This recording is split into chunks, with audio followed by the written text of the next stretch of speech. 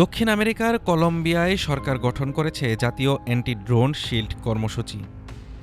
দেশের ইতিহাসে এটি বিমান সীমা নিরাপত্তায় সবচেয়ে বড় বিনিয়োগ হিসেবে ব্যাখ্যা করা হচ্ছে। প্রায় ৬.২ ট্রিলিয়ন কলম্বিয়ান পেসো, যা প্রায় $১৬০০ মিলিয়ন সমমূল্যের এই প্রকল্পের উদ্দেশ্য হল উৎকর্ষপূর্ণ ড্রোন ও হুমকি শনাক্ত ও নিরপেক্ষ করে দেশের আকাশসীমাকে রক্ষা করা।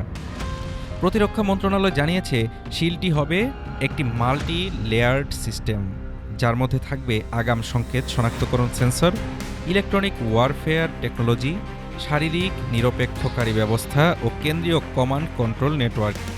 এটি দেশের সীমান্ত অঞ্চল, গুরুত্বপূর্ণ অবকাঠামো, আন্তর্জাতিক বিমানবন্দর ও প্রধান শহরগুলোর আকাশসীমায় হুমকির মুখে প্রতিরোধ গড়ে তুলবে।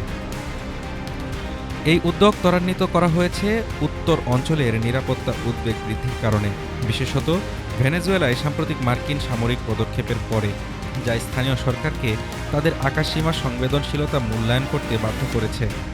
প্রকল্পের প্রথম ধাপের প্রস্তুতি হিসেবে কলম্বিয়া জানাচ্ছে, জানুয়ারি ১৬ তারিখে আন্তর্জাতিক কোম্পানি ও সরকারি প্রতিনিধিদের জন্য একটি গোপন বৈঠক হবে, যেখানে অপারেশনাল চাহিদা ও প্রযুক্তিগত মান নির্ধারণ করা হবে। এরপর সরবরাহকারী ঠিক করে সিস্টেমটি ধাপে ধাপে বাস্তবে প্রয়োগ করা হবে। সরকার বলছে, প্রকল্পটি শুধুমাত্র রাডার বা সেন্সর নয়, এটি একটি সম্পূর্ণ নেটওয়ার্ক, যা সেনাবাহিনী, বেসামরিক বিমান কর্তৃপক্ষ ও জরুরি পরিষেবাগুলোর সঙ্গে সংযুক্ত থাকবে, বাস্তব সময়ের নজরদারি ও প্রতিক্রিয়া সক্ষম করে। এই পরিকল্পনা কলম্বিয়ার জন্য একটি নতুন ধরনের ড্রোন প্রতিরক্ষা অধ্যায় নির্দেশ করছে, বিশেষ করে যখন ড্রোন প্রযুক্তি বিশ্বব্যাপী নিরাপত্তা সমস্যায় বড় ভূমিকা রাখছে এবং সীমান্ত নিরাপত্তা চ্যালেঞ্জগুলো ক্রমশ জটিল হচ্ছে। Desk report, Dhaka today.